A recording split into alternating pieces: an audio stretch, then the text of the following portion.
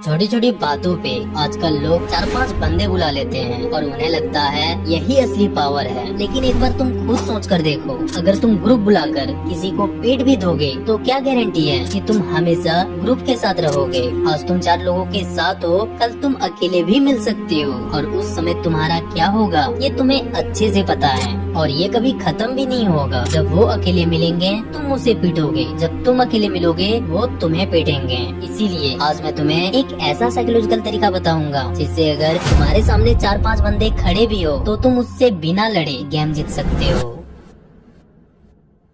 देखो, किसी भी लड़ाई में चाहे 1 वर्सेस 1 हो या 1 वर्सेस 4, जीतने के 2 ही रियल तरीके होते हैं। पहला तरीका साइकोलॉजिकल कंट्रोल। यहाँ गेम हाथों से नहीं दिमाग से जीता जाता है। यहाँ पर तुम सामने वाले के ईगो, फियर और इमोशन को हैंडल करके सिचुएशन को अपने फेवर में मोड़ देते हो। ये कोई ऐसा वैसा गेम नहीं है, ये एक हाई लेवल गेम है। यहाँ ब्रेन मसल से ज्यादा डेंजरियस होता है। दूसरा है फिजिकल कंट्रोल, जिसे हम वीडियो के एंड में समझेंगे। तो चलो पहले साइकोलॉजिकल कंट्रोल को समझ लेते हैं।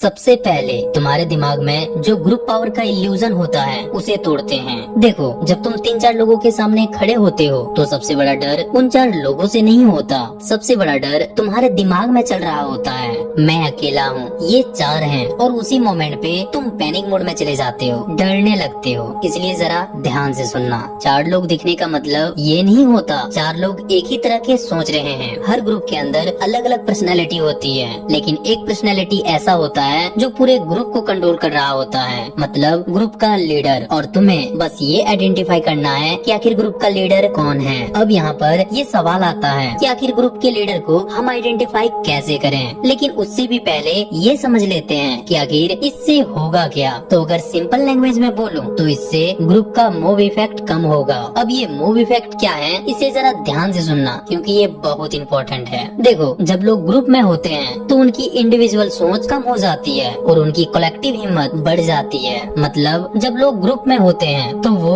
अक्सर वैसे बिहेव नहीं करते हैं जैसे वो अकेले में करते हैं, वो वैसे बिहेव करते हैं जैसे ग्रुप के लोग करते हैं। और इसके पीछे 3 मेन रीजन होते हैं। पहला, रिस्पॉन्सिबिलिटी डिवाइड हो जाती है। अकेला इंसान क्या सोचेगा अगर कुछ गलत हो गया तो, और वही इंसान ग्रुप में क्या सोचेगा, हम सब हैं, कुछ नहीं होगा। मतलब किसी को नहीं लगता कि पूरा दोष उसी पर आएगा।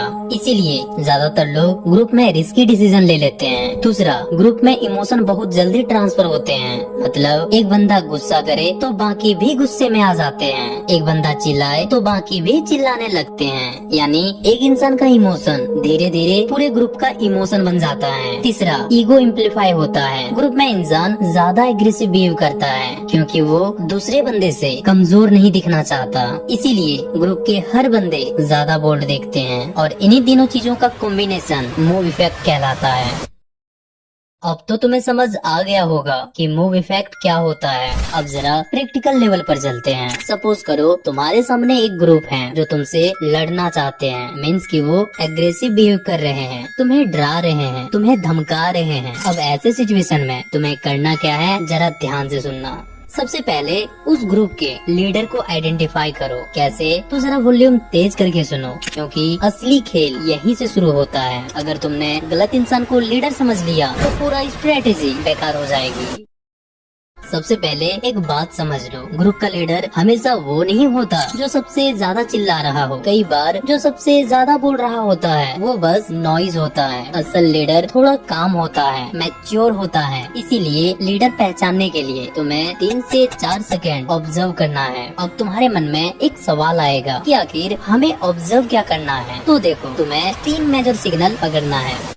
पहला सिग्नल, अप्रूवल पैटर्न। जब ग्रुप में कोई कुछ बोलता है तो ध्यान से देखो बाकी लोग किसकी तरफ देखते हैं। अगर किसी की बात के बाद सबकी नजर एक ही लड़के की तरफ जाती है तो समझ लो वही इनडायरेक्टली ग्रुप को लीड कर रहा है। दूसरा सिग्नल, रिएक्शन कंट्रोल। कभी नोटिस करना, अगर लीडर हंसता है तो बाकी भी हंसते हैं, अगर लीडर सीरियस हो जाता है तो ग्रुप की एनर्जी भी थोड़ा शांत हो जाती है। मतलब उसकी बॉडी लैंग्वेज ग्रुप की डायरेक्शन तय करती है। तीसरा सिग्नल, स्पीकिंग स्पेस। ग्रुप में कई लोग बोलेंगे लेकिन एक ऐसा लड़का होगा जिसकी बात बीच में कोई नहीं काटेगा। जब वो बोलेगा तो थोड़ी देर के लिए सारे लोग चुप हो जाएंगे। ये एक साइलेंट रिस्पेक्ट होता है और यही एक लीडर की पहचान है। और जब तुम लीडर को आइडेंटिफाई कर लोगे तो तुम्हारा पहला स्टेप रहेगा नेचुरली लीडर से आई कांटेक्ट करना और साथ ही अपनी पूरी बॉडी को उसकी तरफ टर्न करना, ताकि ये क्लियर हो कि तुम सिर्फ लीडर से बात कर रहे हो। यहाँ पर एक बात याद रखना, साइड के लड़के बीच में बोलेंगे, प्रोवोक करेंगे, कमेंट करेंगे, लेकिन तुम्हें रिएक्ट बिल्कुल भी नहीं करना है और न ही उनकी बातों का जवाब देना है, क्योंकि अगर तुम ग्रुप के सारे बंदों को रिप्लाई दोगे, सभी का बात सुनोगे, तो इससे ग्रुप की यूनिटी स्ट्रांग होगी। लेकिन जब तुम सिर्फ लीडर को इम्पोर्टेंस दोगे तो बाकी ऑटोमेटिकली बैकग्राउंड बन जाएंगे और लीडर को लगने लगेगा कि अब मुझे बोलना पड़ेगा। यहाँ पर तुमने क्या किया, जरा ध्यान से सुनना। तुमने सिर्फ लीडर पर फोकस किया, बाकी लोगों को जवाब देना बंद कर दिया। आई कांटेक्ट तुमने सिर्फ लीडर से किया। अब अगर सिचुएशन को गौर से ऑब्जर्व करो तो तुमने 1 वर्सेस 4 सिचुएशन को 1 वर्सेस 1 कन्वर्सेशन में बदल दिया और यहीं से मूव इफेक्ट धीरे धीरे टूटना शुरू हो जाता है, क्योंकि मूव इफेक्ट तब स्ट्रांग होता है जब ग्रुप को लगता है कि सबकी बराबर पावर है। लेकिन जब स्पॉटलाइट सिर्फ एक पर चली जाती है तो बाकी 3 लोगों की इम्पोर्टेंस ऑटोमेटिकली कम हो जाती है और जैसे ही इम्पोर्टेंस कम होती है तो ग्रुप की यूनिटी में छोटा सा क्रेक आ जाता है और यही क्रैक तुम्हारा सबसे बड़ा एडवांटेज बन जाता है। अब यहाँ ध्यान से सुनना, क्योंकि तुम्हारा गोल जीतना नहीं है, तुम्हारा गोल है सिचुएशन का कंट्रोल अपने हाथों में लेना। और इसके लिए तुम्हें लीडर के दिमाग को इमोशनल मोड से निकालकर लॉजिकल मोड में ले जाना होगा, क्योंकि जब इंसान गुस्से में होता है तो वो सोचता कम और रिएक्ट ज्यादा करता है। इसीलिए यहाँ तुम्हें स्टेटमेंट नहीं क्वेश्चन यूज करना है, जैसे भाई एग्जैक्ट प्रॉब्लम क्या है, क्या ये मैटर इतना बड़ा है कि एक बंदे के लिए 4-5 लोगों को लेकर आना पड़ा। ध्यान दो, तुम उसे ऑर्डर नहीं दे रहे, तुम उसे सोचने पर मजबूर कर रहे हो। और साइकोलॉजी का एक इंटरेस्टिंग रूल है, जिस इंसान को सोचना पड़ता है उसका एग्रेशन धीरे धीरे स्लो होने लगता है। लेकिन अब यहाँ पर उसकी ईगो को सीधा चैलेंज मत कर देना, जैसे तू कुछ नहीं उखाड़ पाएगा, बहुत देख लिए तेरे जैसे, या कर ले जो करना है। ऐसी लाइन सुनते ही सामने वाले का फोकस प्रॉब्लम से हटकर अपनी ईगो पर चला जाता है और जब ईगो एक्टिवेट हो जाती है तो एग्रेशन और बढ़ जाता है। इसीलिए स्मार्टली वे में लीडर को रिस्पॉन्सिबिलिटी दो, जैसे काम टोन में बोलो, मुझे तुम समझदार लगते हो इसलिए मैं तुमसे बात कर रहा हूँ। देखो, सीन क्रिएट करके किसी को कुछ भी फायदा नहीं होगा, इसमें बस नुकसान होगा। ये लाइन बाहर से सिंपल लगती है लेकिन अंदर से बहुत पावरफुल है, क्योंकि यहाँ तुम उसकी ईगो को अटैक नहीं कर रहे, तुम उसकी ईगो को एक रोल दे रहे हो, एक रिस्पॉन्सिबिलिटी दे रहे हो। और जब किसी इंसान को लगता है कि सबकी नजर उस पर है तो कई बार वो खुद अपने ग्रुप को कंट्रोल करने लगता है। याद रखना, लीडर को कंट्रोल करने की कोशिश मत करो, बस उसके दिमाग की डायरेक्शन कंट्रोल करो। जितना ज्यादा वो सोचेगा उतना कम रिएक्ट करेगा और जितना कम रिएक्ट करेगा उतना ही ग्रुप का प्रेशर कम होता जाएगा।